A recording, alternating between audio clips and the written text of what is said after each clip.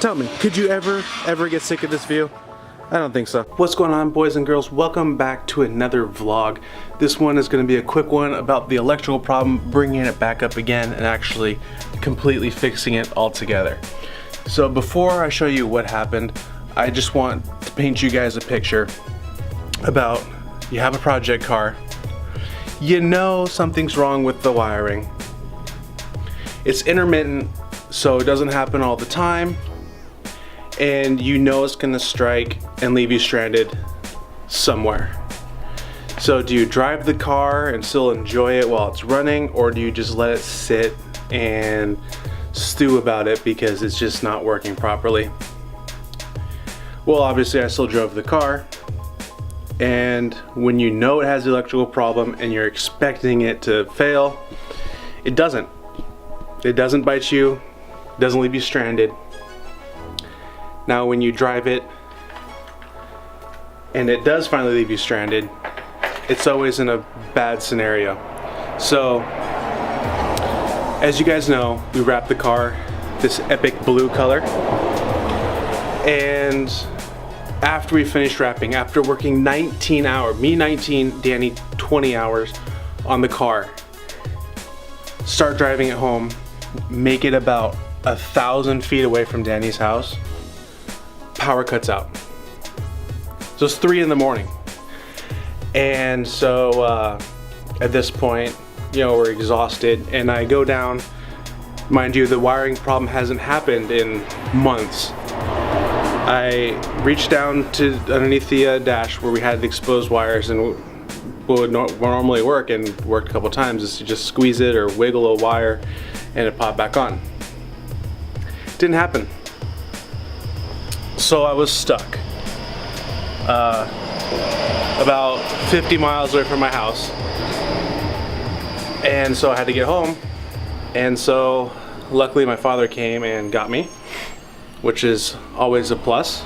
And then the next day, out of fear that if it did start and I was driving on the freeway, it would happen again and I'd have to pull over, we had the car towed from where Danny lives to this garage, and started once again the teardown process of all the wiring underneath the dash, because that's where we pretty much found it to be, to literally finding out that it was an aftermarket fuse.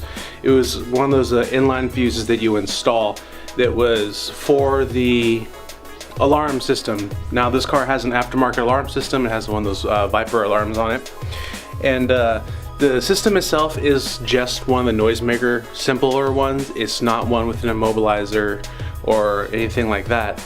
And so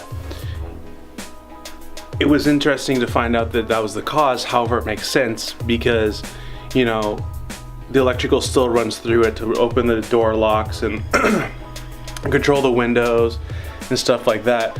So let's go ahead and show you where the problem was, where the fuse was in there, and then we'll go over what happened. So after having the first electrical problem and then going months without anything happening, it happened after we finished the wrap at 3:15 in the morning. The car decided to die on the way home from Danny's, and we found the problem. See this little inline fuse right here? As soon as you give it a squeeze, everything turns on. Here's the air conditioning, it's blowing. Let go. And everything's off.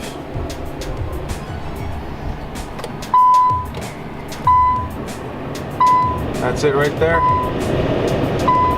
So we pulled the fuse out, and it was this fuse right here. This is a 25 amp blade fuse.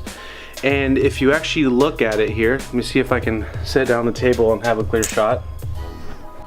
So if you look at the fuse, it's actually not blown. However, you see how cracked the plastic is all along here? This wasn't being held together properly. And so because of that, it was making a bad connection.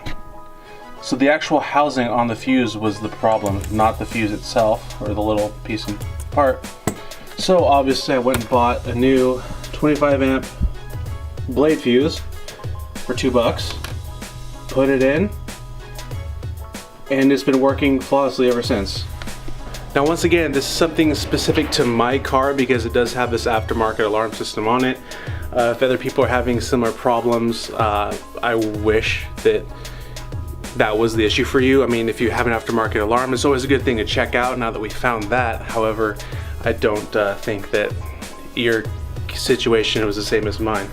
But when we replaced this fuse and put in a new one, the car started right up, everything was running perfect. In fact, it was running even better than before because I think this was causing an issue, even just at idle and driving in general. So yeah, simple short video, ended up being a $2 fix. Luckily, I got a free tow home, and because normally that would have costed about, you know, $300+ to get towed 50+ miles, and then we have the hookup there, so you know, I lucked out, and then $2 fix. So all in all, you know, real simple thing, especially from all the tracking down we did beforehand that led us to find the general area of where it was going on, because you know, it was intermittent. We thought it was heat related, which is still very well could be, you know, just expanding and contracting the plastic on this broken fuse here. But you know, something simple, and just thought I'd let you guys know that we found the problem, what it was, and that if you have a Viper aftermarket alarm and you're having these issues, it's something good to look at. Just check it out. Anyways guys, peace, together to the top, let's go.